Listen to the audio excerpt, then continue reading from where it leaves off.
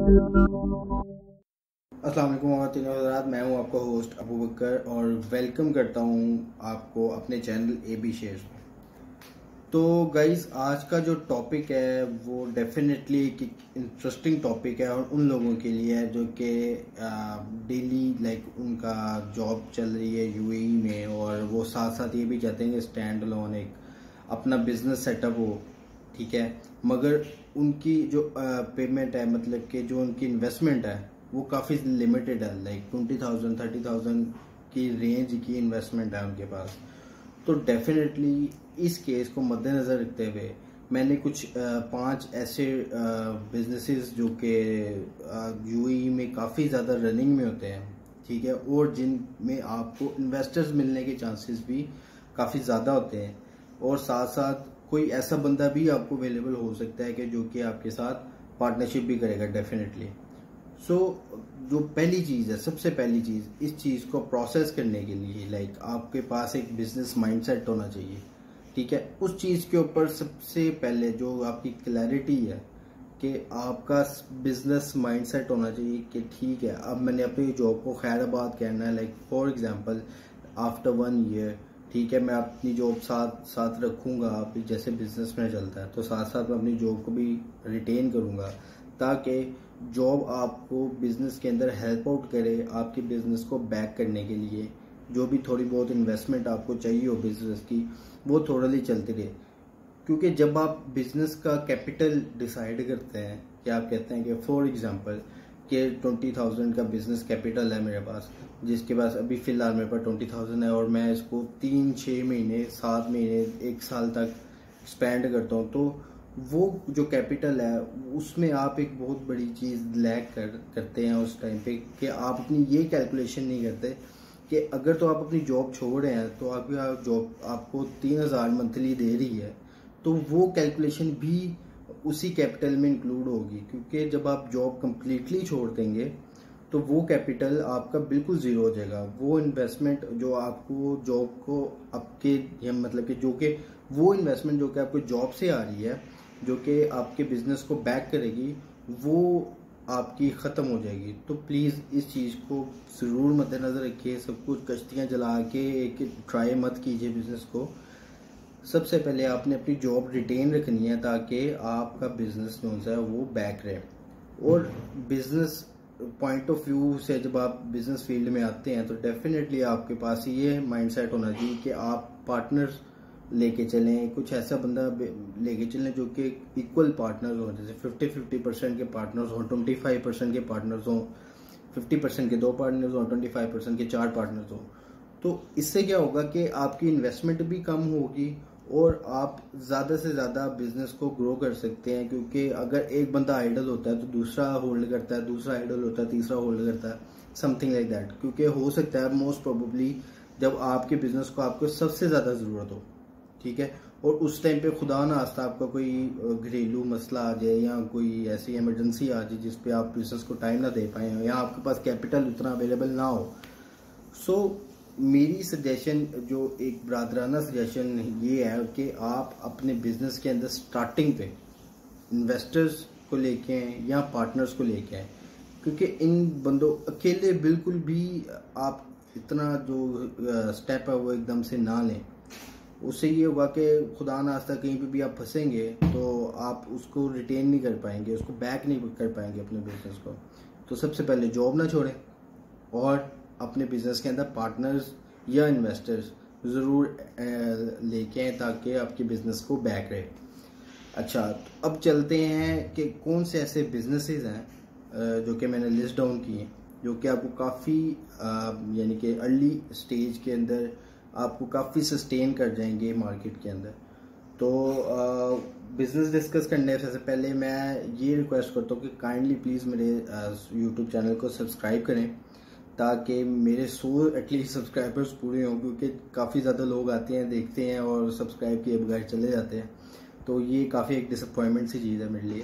तो प्लीज़ हमारे चैनल को सब्सक्राइब कीजिए ताकि हमें थोड़ी सी सपोर्ट हो। तो चलते हैं बिज़नेस आइडियाज़ की तरफ। तो बिज़नेस आइडियाज़ जो मैंने लिस्ट डाउन किए हैं वो सबसे पहला है बिज़नेस आइडिया की कोई मेंटेनेंस कंपनी जो सी है वो आप बना लें, जिसमें आप काफ़ी बिल्डिंग्स हैं उनके काम छोटे मोटे, जैसे गीज़र चेंज कर दिया, प्लम्बिंग का काम कर दिया, इलेक्ट्रिशियन का काम कर दिया, इस तरह से। तो एक मेंटेनेंस प्रॉपर कंपनी बनाए।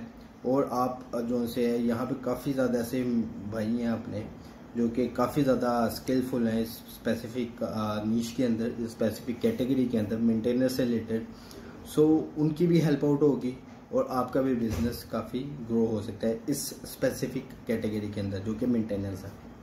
दूसरी आ जाती है ट्रांसपोर्ट कंपनी कि यहाँ तो आप अपनी कैटेगरीज लेके चलें ट्रांसपोर्ट कंपनी के ऊपर, ठीक है। ट्रांसपोर्ट कंपनी बनाए, काफ़ी ऐसे हमारे भाई हैं जिनके पास गाड़ियाँ होती हैं, काफ़ी ऐसे हमारे भाई जिनके पास ट्रेलर्स होते हैं, मगर वो कंपनी से रजिस्टर्ड नहीं हो पाते समहाउ, तो उनको रजिस्टर करें, उनको इकट्ठा करें, तो वो काफ़ी एक बूस्ट होगा स्टार्टिंग पे आपकी कंपनी को ग्रो करने के लिए।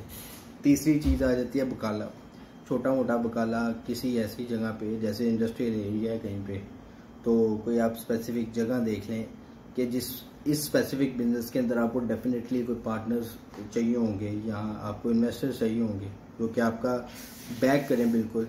तो वो जो चीज़ है बकाला स्टार्ट करने से पहले कोई इस तरह का बिजनेस जो कि थोड़ी सी ज़्यादा इन्वेस्टमेंट की ज़रूरत होती है, इसमें आपको लाजमी जो है आपके इन्वेस्टर्स या पार्टनर्स चाहिए होते हैं।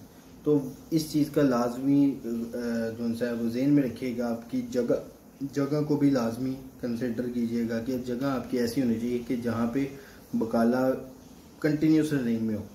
मैंने काफ़ी ऐसे बकाले देखे हैं कि वो एक वेयर हाउस के अंदर जो उनसे अपना बिजनेस रन कर रहे हैं, तो जगह काफ़ी मैटर करती है इस केस में। सेम इन द केस जो छोटा सा टी पॉइंट है, ठीक है, एक छोटा सा आपका कैफ़े है, बिल्कुल छोटा, जिस पे आप एक दिरहम की चाय दे दें, थोड़े बहुत समोसे, सैंडविच, समथिंग लाइक दैट, छोटे छोटे अमाउंट के बिस्किट्स हो गए, जो सी कोल्ड ड्रिंक्स हो गई, इस तरह से।